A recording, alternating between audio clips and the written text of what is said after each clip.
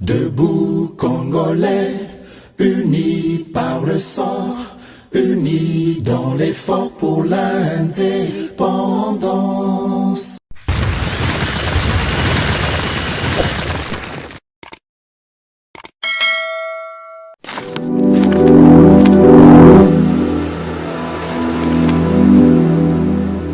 Le bienvenue à GCAM Télévision, fidèles abonnés, chers téléspectateurs. Napesi bino matondo mingi ndenge bo na chaîne o GCAM Télévision. Merci na fidélité na bino, merci pour na confiance bo pesa kabiso poto mela bino basango ya maïnion so elekaka na kati ya République démocratique du Congo. Membre nyonso esika ozwami ya famille Debout Congolais, bien sûr parce que vous avez déjà abonné. Na pesio matondo mingi pe bon début de semaine na bino nyonso vraiment na zanga bino mokolo lundi. Vous êtes nombreux à attendre l'actualité du pays à travers ces plateaux de Debout Congolais, plateau ya éveil à ba conscience, plateau auto tombo la bendele ya ekolo Congo, plateau ya fierté ya identité congolaise. Na pesibino matondo mingi pa ya papa apôtre Gérard Kabeya après kabiso privilège à représenter émission oyo na etando ya GCAM Télévision. Matondo pe mingi na bino nyonso bozali ko encourager plateau ya Debout Congolais na façon nyonso bino bozo ko salela yango na pesibino matondo mingi pe bienvenue na kati ya édition ya mokolo ya lelo kasi yambo émission e banda boyebi ete tradition esenga kana rappeler na bino ete justice ya Nzambe moto moko te aishapaka na contrôle nango soki okoishapaka na contrôle ya justice ya mokili yebaki ya Nzambe moto eshapaka na contrôle nango azalaka te soko mibengi yanke o mibengi malin olobi ke yo za tout terrain yo moto alongaka yo azate yebaki Mouto longa bayanki azali. Tôt ou tard, nous finissons tous par récolter les prix de nos actes. Voilà pourquoi nous sommes appelés à faire toujours des biens, faire du bien aux autres, parce que tu es bien que nyonso et qu'on allons comptabiliser un jour ou un autre. J'entre très rapidement dans l'actualité du jour où ils allaient dominer. Na oyo ba musu bazali ko benga scandale. Bamusuba lobi eza nango normal. Salaire ya ba député eza révélé scandale parce que toza ya liboso ba propos eza scandaleux vi dénonciation oyo et salami na Martin Fayulu m'a dit et quelques journalistes ba député ba touchaka plus de $20,000 américains depuis les mois de janvier. Jusque-là, il n'y a aucun démenti de la part de l'Assemblée nationale, aucun député n'a eu le courage comment ça fait 6 mois, na modèle où les Congolais vont vivre, bango bakoma ko toucher plus de $20,000. Mais batope baza ko mituna bato bazali koloba ke salaire wana eleki ebele bango pe ba bénéficiaka te lolenge moko to mususu na misolo wana yaka nakanisi makambo ngo esali polémique yo pe olandaki yango oyebi ke scandaliser yo to pe ozali na argument ya kopesa nakanisi yango nde mutu kosala sujet na biso to kosala l'analyse pe décryptage ya liboso na actualité oyo to kosuki sabongo pété actualité ezali Néhémie Mwilanya nakanisi bosi boyokaki yango eselo bamaki Néhémie Mwilanya ya sili koloba ete Joseph Kabila azali ko compatir azali ko suivre de près pasi ya Congo makambo eza koleka na Goma makambo eza koleka na est ya Congo situation ndenge se détériorer ndenge ba baby show bango déjà babongisaki et puis bango bazali ko baliser chemin pour ete Joseph Kabila ayebana ko zonga. Argument fondé, makanisi ya malamu, tope ya mabe, nini oyo kan Kabila batikali nango, quels sont les restes, ya influence, ya pouvoir oyo bakabiliste bazalaki nango, stratégie nini bakabiliste bazali ko préparer face ya ba enjeu de l'ère pour éviter disparition na bango politique. Nous allons essayer de vous donner des réponses tout au long aussi, bien sûr, de ces numéros. L'actualité, c'est aussi c'est communiquer cette mise en garde au Direction générale des migrations et si libongo ko pesa na ba travailleurs nyonso ba service public ya Congo bato a DGM to pe ya DGDA o ba travailler na Congo ke bakoki kovanda na Rwanda te okoki te osalaka na Congo mais ozali kokende kolala kovanda na Rwanda, c'est-à-dire ozoko salawa okenda kolala famille na au moins sinon na bana bazana giseni kuna na Rwanda. Impossible, la DGM vient de faire un appel à l'ordre. Na bajan na yé pe bajan DGDA ou basa la pratique wana. Nous y reviendrons avec beaucoup de détails et puis des réponses certainement na bateau bazali komituna. Pona nini ambassadeur rwandais aza toujours na kati ya mabele na sol congolais. Wana pe tokoyeba na kolobelango tokosilisa bongo na likambo nini likambo o itali mwana mboka Jean-Pierre Bemba Gombo mwana mboka lobi soki a choisir voie ya paix ye a choisir voie ya paix na kondima ko soutenir Félix Tshisekedi pour éviter ou bien ko faire échec na plan diabolique où ezali ko risquer ya ko faire reculer mboka na biso ba phrase ezala qui vraiment profonde. Ce sont des phrases qui nous poussent à réfléchir. Makambo tolobaka awa bato belé bazwaka ngo na tina te mena moni makanishi wane senga kete to ndimolango penda po ete ba mboka nyonso ba yeba solo fond ya pensée ya Jean-Pierre Bemba Gombo. Na pesi bino matondo mingi ndenge boponi chaîne OGCAM de télévision encore une fois de plus. Merci de faire partie du réseau des Debout Congolais ou de la famille des Debout Congolais. Yo soki na no komi na réseau des Debout Congolais na bayo batombola ka bendele et à Congo, la seule façon de le faire à travers la chaîne OGCAM, c'est de vous abonner, cliquez sur la cloche de notification pour être ozangaka ba nouvelle na bisoté ozangaka kotala samba olonga te émission ebandi et si kozwami bendele ezala toujours ya côté lema, c'est-à-dire ba valeur ya malam. Nazongi na actualité ndenge na selaki kolobana bino, je vais lire pour vous le communiqué de Martin Fayoulou. Mwana mboka Martin Fayoulou a scandalisé à travers communiqué na ye. Je lis les tweets de Martin Fayoulou. Il dit: les députés de la RDC sont mieux rémunérés que ceux de pays riches comme la France et les USA. Il est établi que depuis janvier 2022, un député national touche 21 000 $ par mois. C'est de la corruption à grande échelle. J'exige la démission du bureau de l'Assemblée nationale. Communiqué, il y a Martin Fayoulou. Akanisi reja ko tela biso communiqué wana ndenge boza ko monango wana. Voilà, vous venez de suivre là le communiqué de Martin Fayoulou qui a bien sûr na profonde indignement il y a quoi prendre rémunération wana ezali likolo makasi. Toza ko reprendre la grande ligne ndenge botangi yango wana. Il m'en est en effet difficile de comprendre que dans un pays comme la RDC, où 70% de la population vit avec moins de 2 $ par jour, un député soit rémunéré 15 fois plus qu'un professeur d'université, 30 fois plus qu'un médecin, 200 fois plus qu'un huissier et la fonction publique. Cela veut dire que le député d'un pays classé parmi les plus pauvres du monde est rémunéré plus qu'un député français ou américain. Tout part donc en vrille. Abignon, c'est qu'il y a mon pépé. Donc, je peux sauter parce que Bomoni Yango, il exige, pour naïe, le la corruption, il exige que l'enquête des institutions en charge du contrôle des finances publiques pour établir les responsabilités sur cet obscur acte de corruption et de délinquance financière. À ce stade, le moins que l'on puisse exiger, c'est la démission du bureau de l'Assemblée nationale et l'annulation immédiate de cette augmentation injustifiée. Je demande aussi à la population congolaise de suivre de près cette situation qui en réalité est un achat de conscience par le braquage des caisses de l'État. Le Congo n'a pas besoin de députés godillots auxquels l'on fait faire n'importe quoi à coup de libéralité sous forme de billets de banque ou de dons en véhicule. Eza matata Martin Fayoulou penda lopoto penda eza matata français et belé bino moko bolandi ba terme bango ndenge eza kokende ba coût de billets verts, de corruption, achat de conscience.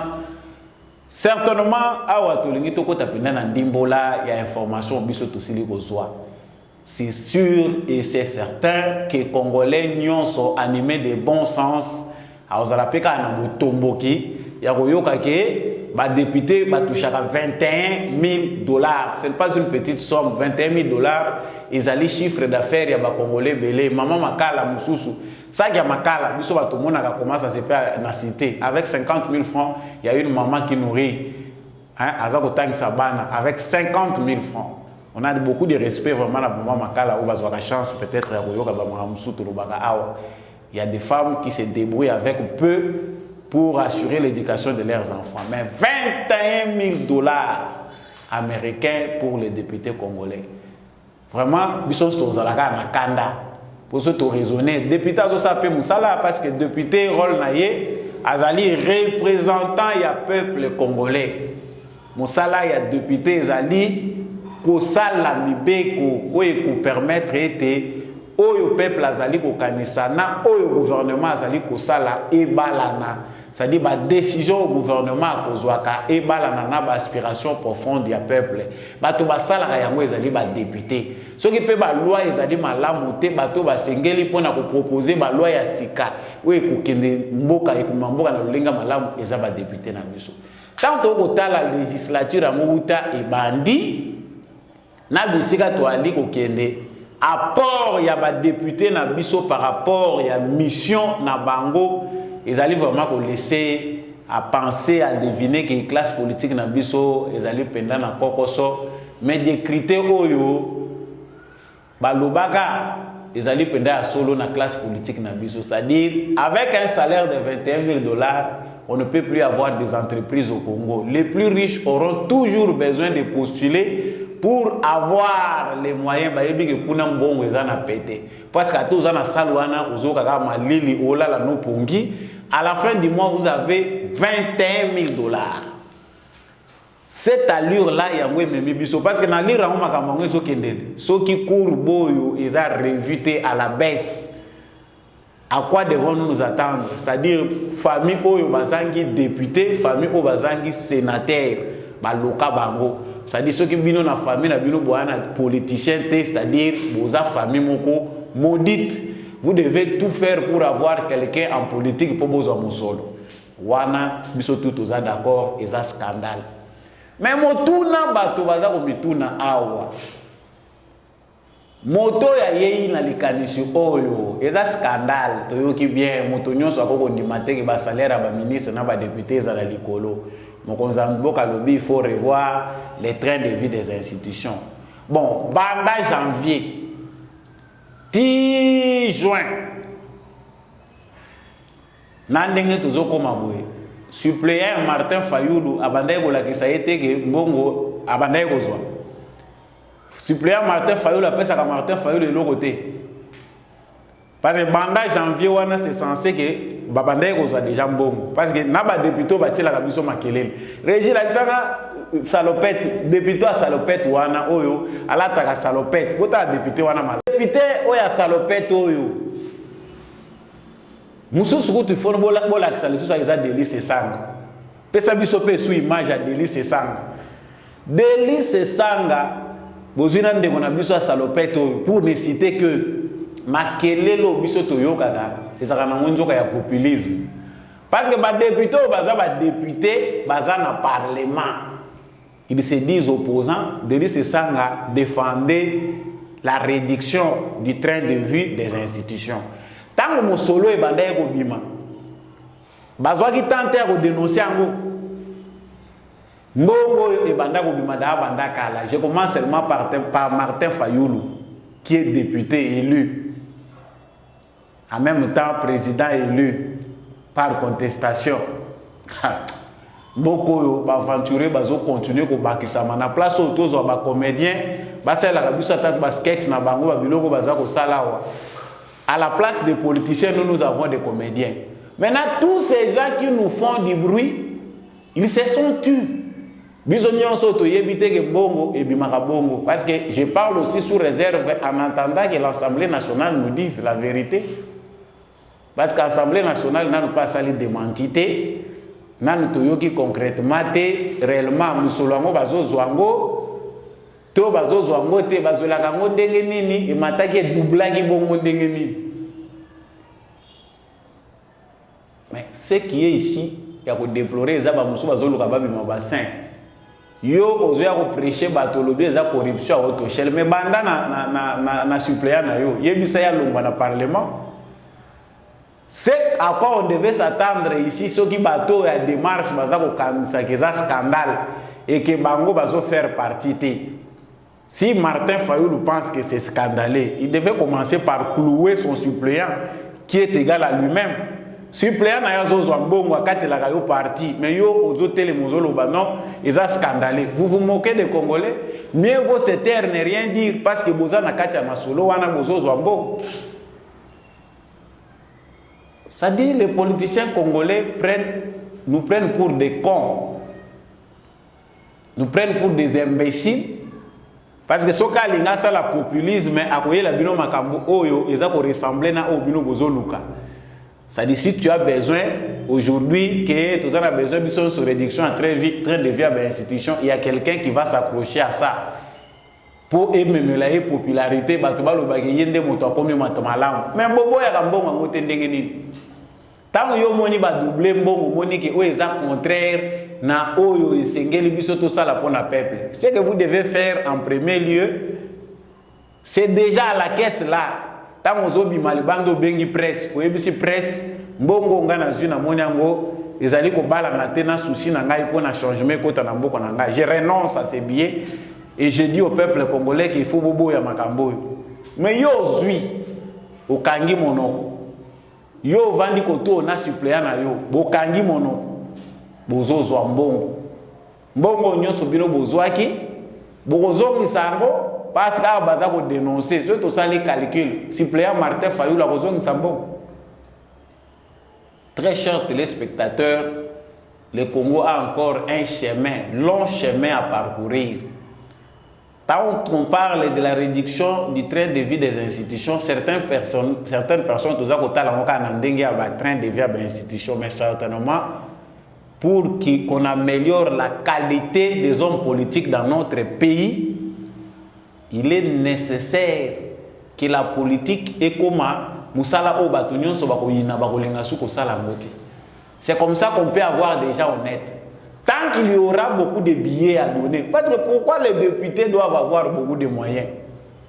Dans un pays où il y a des lois injustes conçues pour détruire le peuple congolais, et ces lois-là existent dans notre constitution des décennies et des décennies.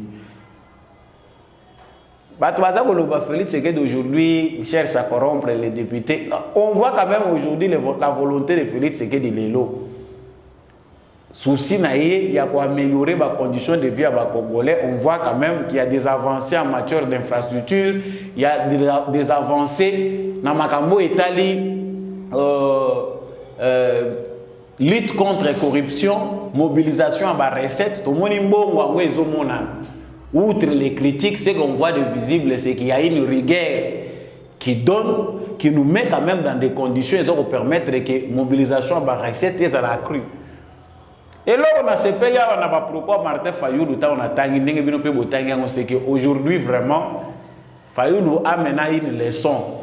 Même s'il est dans le camp de la haine, mais il apprend aujourd'hui comment on doit faire une opposition. À compter qu'on se référer à une institution chargée à contrôle pour na Hollande là, mbongo yo baza kozwa ndenge nini mbongo ekoko bimaka ebele boye. Ah bon? Si aujourd'hui Fayoulou a recourir à l'IGF, c'est qu'il a compris au moins quelque chose. À comprendre que dans la gouvernance à Félix Tshisekedi, il y a de bonnes choses. Il y a un temps pour le théâtre, il y a un temps pour revenir à la réalité. Même l'artiste, quand il est sur scène, lorsqu'il descend sur scène, il comprend que la vie continue sous une autre forme. Donc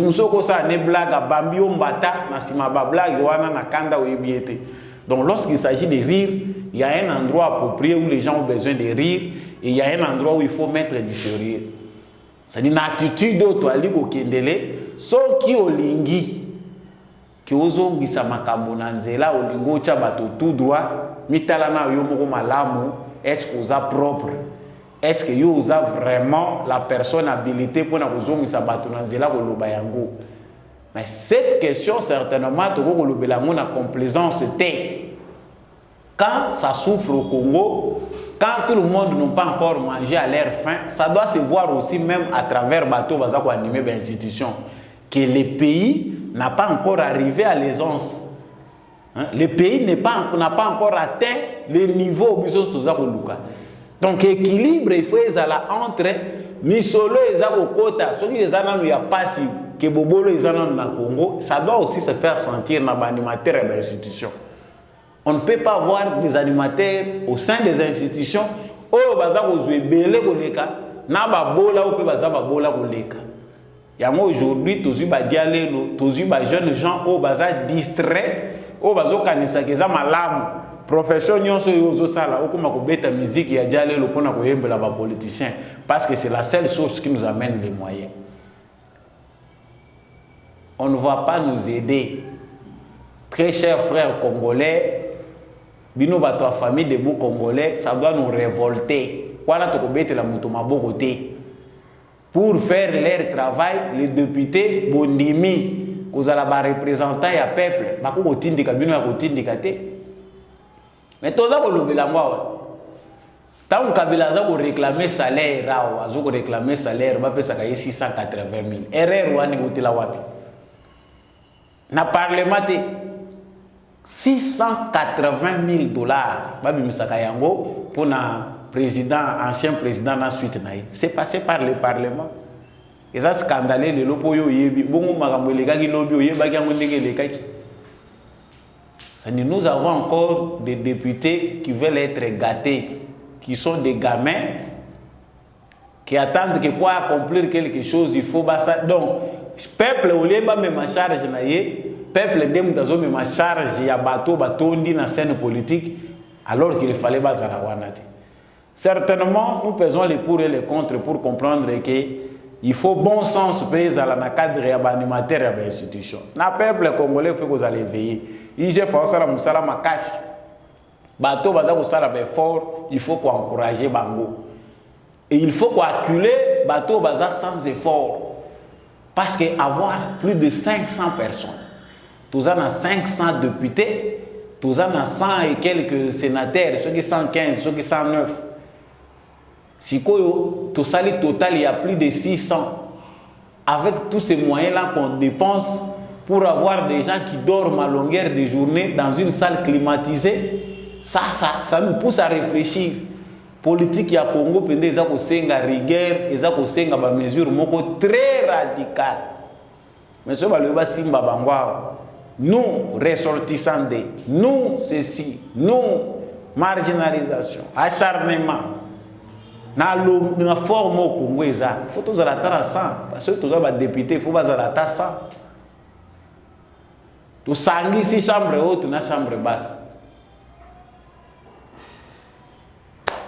Voilà, très chers téléspectateurs, nous vivons au Congo, nous sommes l'analyse n'a biso ezali kaka animé de bon sens, c'est que nous devons comprendre na makambo etali biloko wana. Mais soki Fayulu alingi yango malamu que ils a scandalé, il veut des enquêtes, qu'il nous brandisse d'abord la fiche de paye de son suppléant qui est lui-même direct. À l'accès fiche wana, il fallait qu'il associé na communiquer aux fiches ya paye ya suppléant na ye. Denis Sanga pour la nini au renoncer alors que yo aux alliés défenseurs il y a réduction à train de vie des institutions. Ce sont des personnes comme ça qu'on devait voir en premier dénoncer cette pratique. Nous aurons tout vu au Congo. On avance avec cette actualité. Néhémie Mouilane a sali tourner na ye à promettre retour à Joseph Kabila. Joseph Kabila est à l'écoute. Il y a Oyo, les Congolais vont vivre. On dit que les Congolais vont souffrir makasi. Nous sommes dans l'Est comme dans Mboka. Nous sommes détruits. yango na ya opona ko s'enquérir situation na pesa ebe information. Les fantasmes du pouvoir oso longwe mais ozo ko kampia kate oso longwe mais ozo ko kate ko supporter statut na yo ya sika yo ozalaki bovandi 18 ans kaka na 4 ans ya pamba déjà muteme eza moto déjà mbangu kina ya kozonga. Ça dit Néhémie Mwilanya apprend des Congolais pour des amnésiques qui souffrent d'Alzheimer. Maladie ou Alzheimer, bino batu boye bien mo malamu. Perte totale, nyonso eleka yo bosani. Parce que biso ba Congolais les autres souffrir na maladie wana. Biso so ba Congolais eza fête pour na ba kabiliste. Fête ya munene. Heureusement ba yebi ba moki basala ka théâtre. Parce qu'en dirigeant le Congo, ils ont institué une stratégie qui visait à infantiliser les Congolais. À rendre bêtes tous les Congolais par la compréhension des choses. Bouzobologie au boyo kakawana. Et kota na makila, c'est-à-dire, pour yebisa Congolais les Camboué kota, tcha bêtise na kati, mema on a denga bouzoba. Jusqu'à tel point que Batunion va finir par comprendre que ça mboka ya bouzoba. Soko koti si bouzoba te bakoyo kayote. Et il y a des gens qui s'y adaptent. L'empire de la bêtise. C'est-à-dire au Congo, nous avons maintenant une qualité de citoyen. Nous sommes maintenant arrivés au point où, pour s'adresser à Batouba Yokayo, rends-toi bête. Et c'est dans cette bêtise-là que les gens peuvent comprendre le peu que tu peux les donner. Ce qu'on peut savoir, nous avons besoin de dominer Bango. Kota la banque na buzoba. Et c'est comme si que nous sommes aussi de comprendre comment ça fonctionne. Et il y a des autorités, il y a des gens qui se disent être dans une institution qui trouvent que ils ont une logique normale. Ce que les Congolais, ça la buzoba. L'humour n'est pas la bêtise. Nous vivons avec notre humour. Yango muteza ko éviter biso ba stress. Humour na biso yango muteza ko aider biso to garder quand même quelque chose de culturel où ezali ko sala ki ba paeta bazo ya vers biso bazo trouver biso extraordinaire. Mais l'humour ne doit pas se confondre à la bêtise. L'humour n'est pas semblable à la bêtise. Oh là, dommage. Hein? Néhémie Mwilanya dit que Kabila aza komona nyonso peuple azali komona. Nous devons revenir pour réparer les erreurs du passé. Ah bon? C'est qu'à reconnaître les erreurs à passer, il faut bazonga. Non. Pour ça, je pense que la réponse à donner, c'est que les Congolais sont responsables eux-mêmes de leur destin. Même si les Congolais ont souffrir d'amnésie, mais ce qui est le cas de l'ongi ya moto, ils ont bilongi musuta motali kaka. Et rappeler yo makabwebele. Même ceux qui moutent côté qui trouble le monde se révolter. Nous avons tout vu. Qui ont institutionnalisé les pillages. Si nous avons eu les institutions qu'on ne cesse de nous chanter chaque jour que Joseph Kabila a institué des institutions démocratiques, mais il a bien institutionnalisé les pillages. Les institutions issues des élections, c'était des institutions qui ont permis na clan ya Joseph Kabila institutionnaliser pillage, systématiser pillage na niveau bakoko imaginer que le petit nombre se retrouve à bango, aliéner tout un peuple. Petit nombre wana ndemutu bakomi ko faire vivre bino ce qui a yibi et lesquels a commis ko sopazo panzela bino pe na loyenge na bino bokomi lokola ba sujet na ye azobwa ke la bino mike bozozwaka Kabila akoya kozonga abosana nini. C'est ça la question qu'il faut poser à Néhémie Mwilanya. Kabila kozonga abosana nini.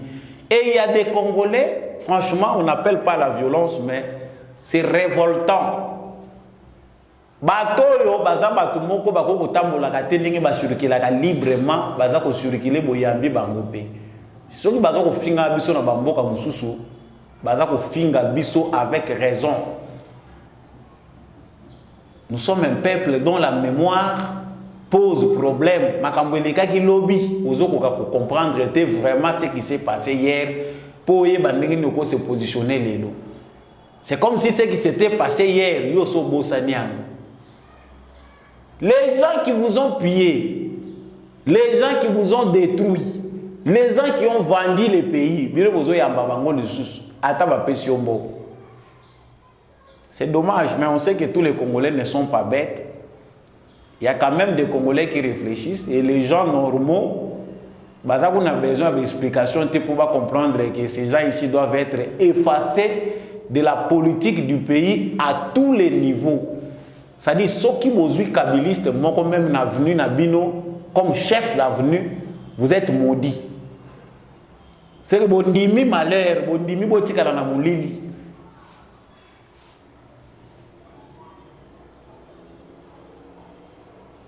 Maintenant, Batebele Bazali Komituna, parce que ça mituna Nabino. Cette question m'est posée et elle revient plusieurs fois. Avantage des années na bakabiliste. Qu'est-ce que bakabiliste bazako espérer ni?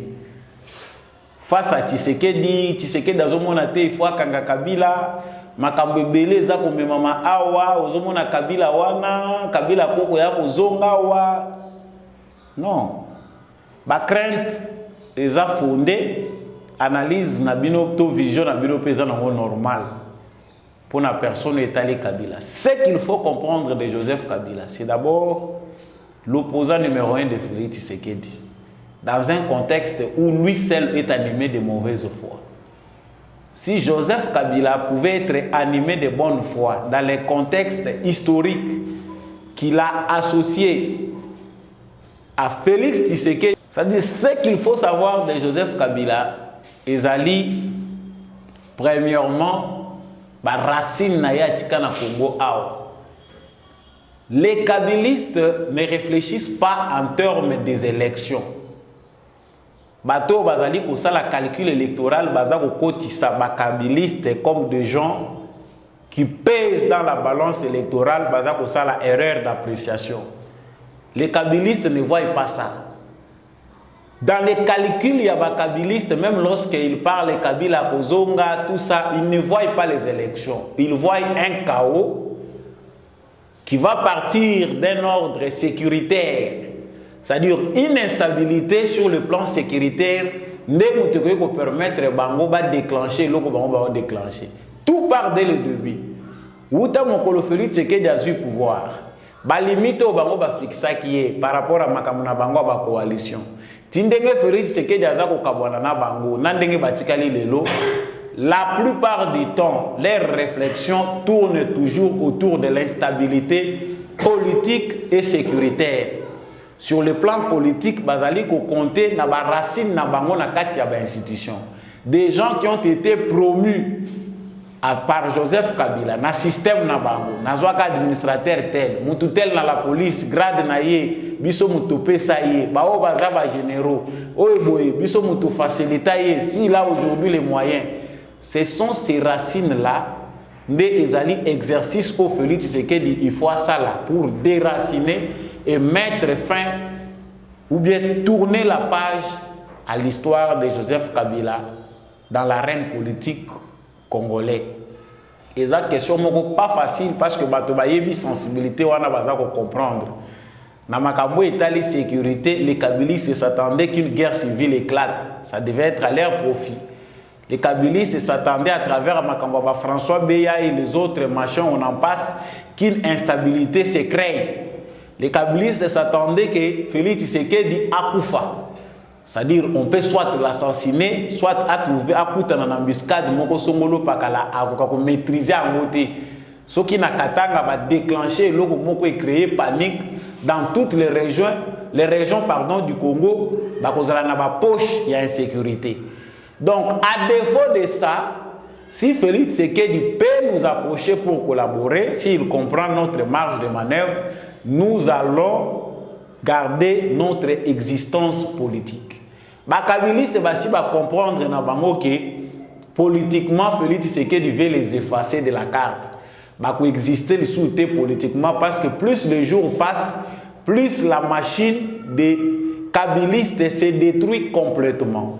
Alors, arme mi balo batikali nango yango na lobby sur le plan politique, il vise l'insécurité, l'appareil sécuritaire, des généraux qui vont créer des troubles, des groupes rebelles qui sont liés à des partis politiques au bango moko ba yebi fonctionnement nango bazali kotalela batu oyo bango baza promis na kati ya armée. Vous comprendrez, chers téléspectateurs, que le calcul des élections n'est pas un calcul gagné pour les kabylistes. La machine kabyliste sur le plan électoral ne pèse pas face à Tshisekedi. Tshisekedi a des réalisations, il est un personnage, malgré ma difficulté, oyo ba Congolais baza reconnaître, malgré makambo nyonso ya kutani nango pour ameka couper sa visibilité à l'action pendant tant oyo nyonso oye azali na pouvoir. Les Congolais normaux comprennent déjà que c'est le meilleur du président que le Congo n'a jamais connu. Il était face à une situation qu'aucun président dans aucun contexte en République démocratique du Congo ne s'est trouvé. Mais il s'en sort, c'est l'homme de la situation. Plus les jours passent, les Congolais lui accordent plus de chances. Yango bomoni ba sondage nyonso bazali ko pesa awa, eza ko bimisa Tshisekedi en avance parce que les Congolais normaux comprennent déjà qu'avec Félix Tshisekedi, le Congo est entre les mains des Congolais. Et même si Félix Tshisekedi boite, ce n'est pas de lui seul, le pays a été détruit complètement. Ça, bateau, batikala moi mémoire des gens et ils n'ont pas à en vouloir à Félix Tshisekedi. Ils lui donnent le temps, ils lui font confiance. Bateau, bazali ko s'agiter. Agitation, ezali ko wuta na bango mon côté. L'agitation s'appelle les kabylistes. L'agitation s'appelle ceux qui se disent opposants, qui n'ont rien à proposer aux Congolais, qui sont dans l'ensemble tous impliqués dans des magouilles, soit financières, soit il y a des crimes d'État, soit il y a des crimes de forme. J'ai ouvert cette parenthèse pour essayer de vous expliquer, chers téléspectateurs, que Banger côté Tozali Kokende, ils allaient beaucoup plus électoraux. Même la communauté internationale sait que Félix Tshisekedi n'a pas de challenger. Félix Tshisekedi azali na mototé li bosso na ye o ya côté le mana qui une élection à gagner jusque là dans la scène politique congolaise moto azali komona na te.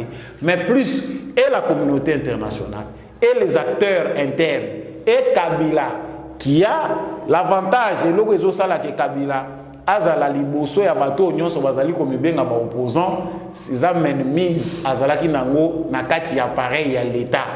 Le fait que Félix Tshisekedi a déjà gagné beaucoup de temps et l'ongoli Kabila na espace vital na ye monene. Joseph Kabila ne vit plus. Voilà pourquoi ils ont besoin de bouger. Et l'autre chose que nous devons maintenir, où il faut tirer dans notre attention, c'est l'appareil économique. L'économie à Mboka, Nebitumba Tozali Nango. Dans les jours qui viennent ou dans les jours, parce que l'économie est à Makambo Milaï, je ferai une émission pour vous montrer comment Félix Tshisekedi se bat pour arracher l'appareil économique entre les mains de la famille biologique et politique de Joseph Kabila. Je pense que cette parenthèse vous a été ouverte pour comprendre vos sociologues sikanim tozali ko kendeli boso ba kabiliste bazali ko compter sur quoi baza ko s'attendre nani. Vous avez toutes les pistes pour approfondir ces analyses ndenge bino moko bokolinga. Nalobaki na kosukisa na likambo ya Jean-Pierre Bemba Gombo. Non seulement Jean-Pierre Bemba Gombo, mais je commence d'abord par likambo ya ba Rwandais. Bandeko na biso ba Rwandais na ba Congolais. 6 Rwandais ont été arrêtés en RDC parce que bakatisi de manière illégale. Ça chauffe entre les relations.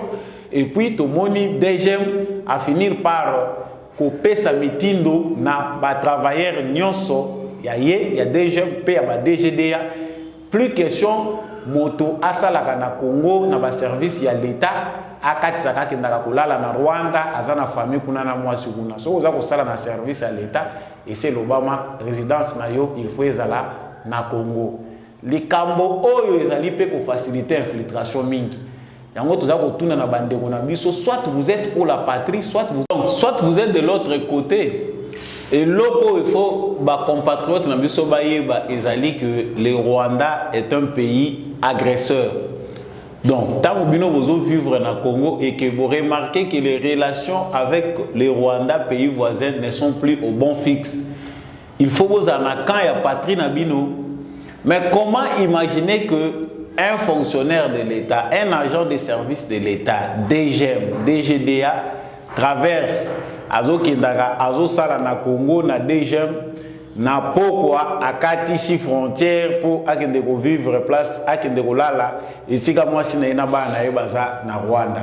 C'est vrai, ça existe dans d'autres pays, sous d'autres cieux. Il existe Montazo vivre à cheval entre deux pays, azo travailler, il traverse les frontières pour aller dans d'autres pays. Mais dans le contexte de la République démocratique du Congo, Oyo Kagame veut faire de tous les Rwandais ses infiltrés. Et cette réalité n'est pas seulement pour la République démocratique du Congo. Ils réalité pour d'autres pays aussi qui commencent à s'inquiéter de la présence il y a Rwandais na kati ya bamboka na bango. Pourquoi? Parce que Kagame veut que tous ces gens-là oyo baza ko sala ba faire na bango ba sala allégeance na politique na ye ba travailler ka lokola ba gens na ye à service ya renseignement. Et ça c'est une question qu'il faut prendre avec beaucoup de sérieux parce que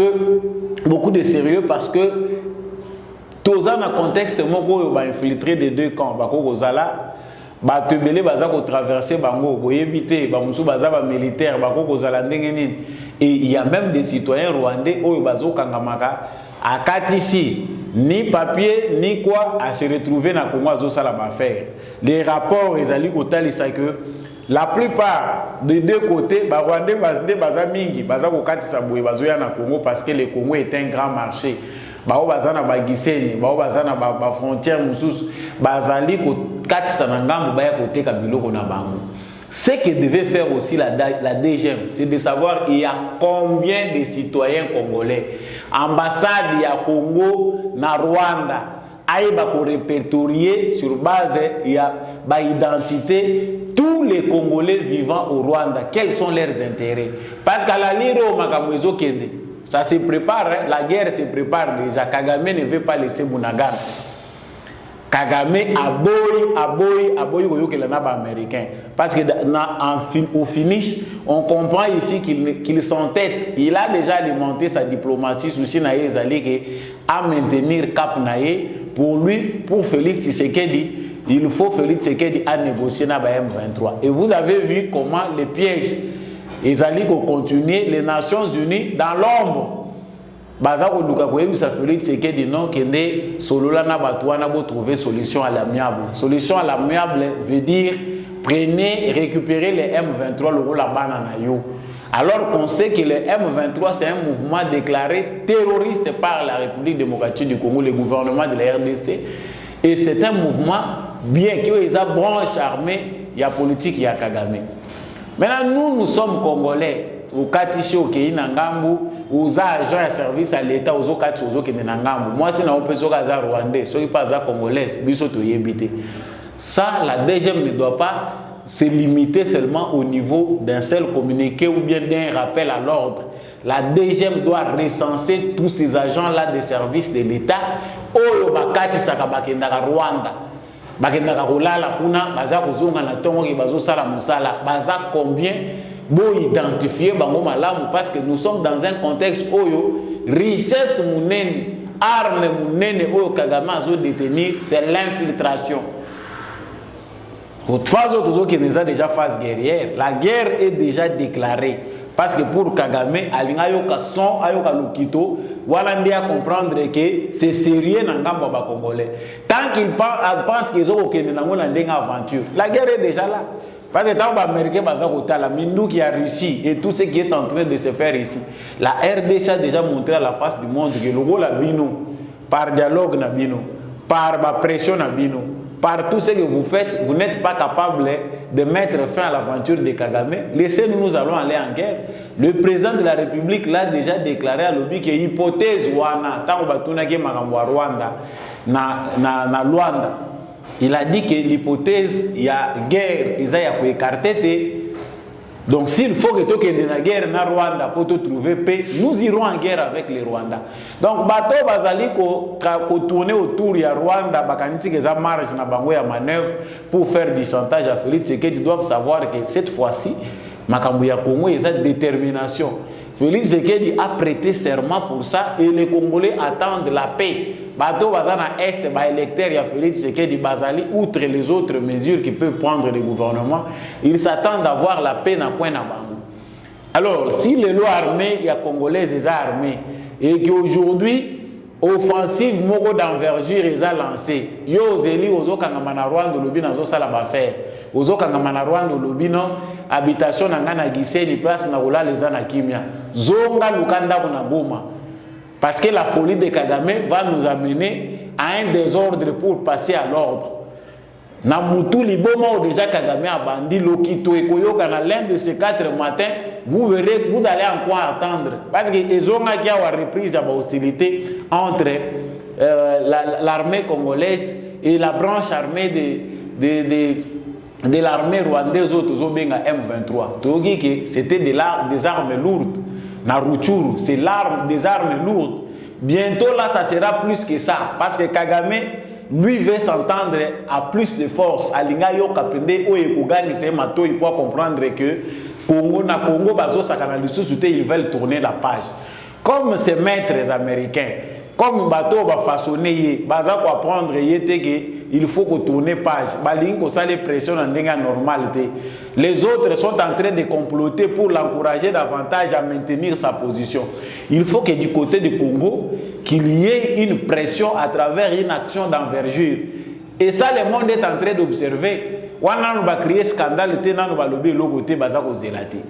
Citoyens congolais, à moins que vous ne soyez des Rwandais infiltrés à la DGM, parce que nous savons qu'ils existent, à moins que vous soyez des agents de Kagame dans les services de la République démocratique du Congo. Si vous êtes congolais et que vous savez que vos intérêts sont au Congo, retournez au Congo.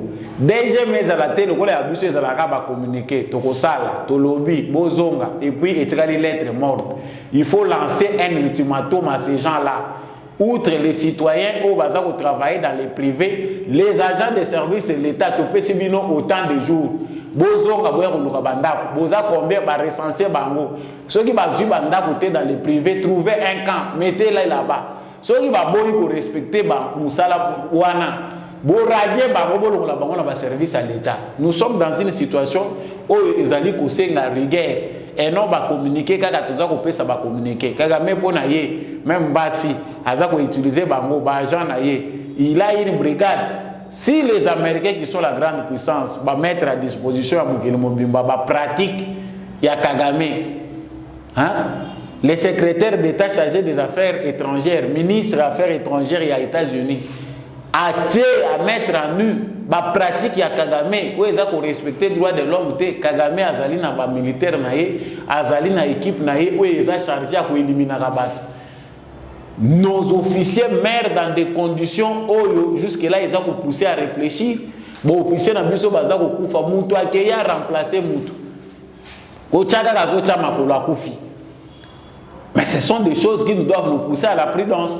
Les officiers militaires na biso o boza ko exister baza ko tinda bino en fonction na partie est à Congo bo fongola matoi na bino oza ko liaka yebaka bisika ni oza ko liaka oza ko lalaka yo mutu welaka basi ndumba okei mission otiki mwasi na yo na bana baza hier tu te retrouves là-bas aux mwasi à makango hôtel olala ko yebi nani propriétaire nango. Dans des endroits où vous allez dormir, yo monique noté na kuta na mwasa kitoko, non na cadre ya mission, je n'osais même pas. Les agents des services de renseignement de Paul Kagame sont nuit et jour na ba hôtel nyos. Si à Kinshasa, na Lubango na sala émission, si à Kinshasa, capitale des institutions, il y a des hôtels contrôlés par des infiltrés rwandais, à combien plus forte raison les régions frontalières. Faites attention, bino ba officier, il y a l'État en mission. Bino ba tubozali ba gens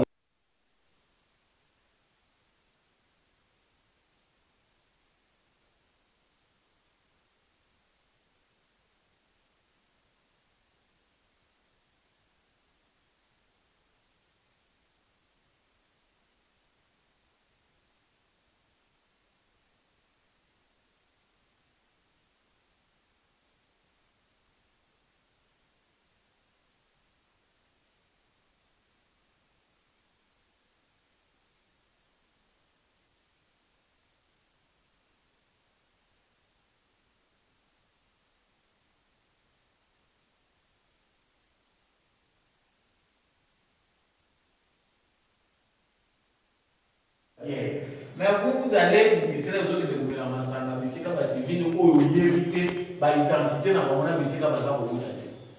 J'ai pris vraiment avec beaucoup de sérieux cette question. Il n'y a pas agent, il y a service public, il y a l'État. Et ça, tant que Christian, il faut tout faire la mise. Pour y avoir une stratégie adversaire, les alignés. Qu'est-ce que l'adversaire compte faire? Kagame, pour sa survie, il est prêt à faire quoi? Et par la mission, il y a de moins en moins de penseurs, il y a de moins en moins de l'ordre. Quand on va pousser ma communauté va s'organiser, il y a des gens qui viennent lancer des messages de haine, de division. La communauté telle, il y a des gens là en bas, par exemple, au Ghana, qui va la diviser. À quoi ça sert?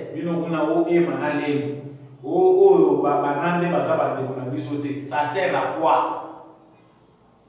Parce que nourriture, il faut écouter la salle de la bande de Guna, et écouter la bande de Guna, même origine. On a compris, très chers frères congolais, que vous avez la bandakala, l'adversaire a compris notre faiblesse et notre désunion. Ce qui est dit, le par rapport à l'Église, tu rêves encore. Un jour, vous allez vous lever pour déclarer Congo patrimoine mondial. Parce que après cette aventure, ils sont en train de voir autrement. Ils sont en train de réfléchir autrement. Vous aurez compris par rapport à ce point, dans le pays, nous avons chuté à Jean-Pierre Bemba Congo, qui a parlé dans Bandaka, ici là, il y a partout, il a retrouvé pour mobiliser la population du Grand Équateur, dans le soutien pour y apporter à Félix Tshisekedi. À chacun ses arguments, à chacun ses mots pour appeler à l'unité. Avant, il a parlé de l'unité, mais ma phrase où il y a police, les politiciens ne vont pas battre à lui, la muka esalamaka pona kokabola Congo, la muka esalamaka pona kozongisa Congo sima. Bato basoutenaka ba candidat ya la muka na Martin Fayulu, mbongo bango bachaka objectif ezali ko créer trouble na Congo. Plus ba Congolais bazo vivre dans désordre, na manque d'unité, plus bato ba financaka soi-disant ba politiciens tout monaka ba compte na bango eza ko mata na ba banque. Jean-Pierre Bemba nous dit: j'ai choisi la voie de la paix en acceptant de soutenir les chefs de l'État. Félix Tshisekedi pour faire échec au plan diabolique qui risque encore de faire reculer notre pays. Ça dit tout. Et ça, chaque jour, on recruter par politiciens dans Congo, Oyo, par terre. Il y a aventure Oyo, ils ont se préparer pour la Zoya. La seule façon de faire face à ça, c'est l'unité, c'est la compréhension, c'est l'éveil de conscience. Dans chaque région, on est en train de recruter. Quand on va se faire dans la Mouka, dans les quartiers à Congo, Poni va figure dans toutes les régions, dans toutes les provinces, il y a des influents à Pointe, pour préparer un chaos. Ils savent qu'il plaît ou qu'il neige. Félix Tshisekedi a un problème avec tout ce qu'il fait déjà. Il le fait si bien que même si vous avez fait fond, il y a Mboka. Tu as quand même des raisons de sentir qu'aujourd'hui, les changements peuvent aussi me parvenir. Même si vous avez une salle directement, mais tu peux voir à travers une route abandonnée autant d'années que nous avons un président qui comprend que même au fond du village, il y a un citoyen que je peux atteindre pour après ça arrive. Mais ça n'a pas tout le plan diabolique, c'est vrai, chers Congolais, il faut être aux aguets. Il faut être très prudent, chers téléspectateurs, pour garder le message pour la côté. Ce qui s'est passé hier, le danger n'est pas encore retardé. C'est vrai, nous vivons un moment où aujourd'hui, chance, grâce à Ozoa, un fils du pays à la tête du Congo. Certainement, nous allons se focaliser sur le point où le roi de ça la dialogue. Non. les éveiller spirituellement et ceux qui ont déjà la compréhension de manière physique savent que Félix Tshisekedi c'est quelqu'un qu'il faut protéger pour tozoa nzela ya kokota pe na conseil ya l'État. Bamona biso pe ba citoyen congolais lokola bato oyo bakoki pe korespecter na monde. Il y a des gens qui le voient comme un chien à battre parce qu'il y a nuire dans l'intérêt. Ils sont en train de se préparer. Pas pour les élections, mais pour les chaos. Toyebi les bagou échouer, mais travailler. Soyez éveillés. Expliquez voisins, ça il y a un sentiment. Que logique il y a Nilo, il y a Congo, il y a logique, il y a ma tribité, il y a ma intimité. Ce que moni a malamu et c'est pour soutenir les ambos sans se pencher dans les liens tribaux, dans les liens ethniques. Pour nga ina mona ke changement il faut na mona kaka ressortissant ya soki boîte azala kaka na kati ya circuit wana nga na yebike pour moi le changement est tant que je n'ai pas vu quelqu'un de ma province dans cette structure là, je pense que rien n'est fait.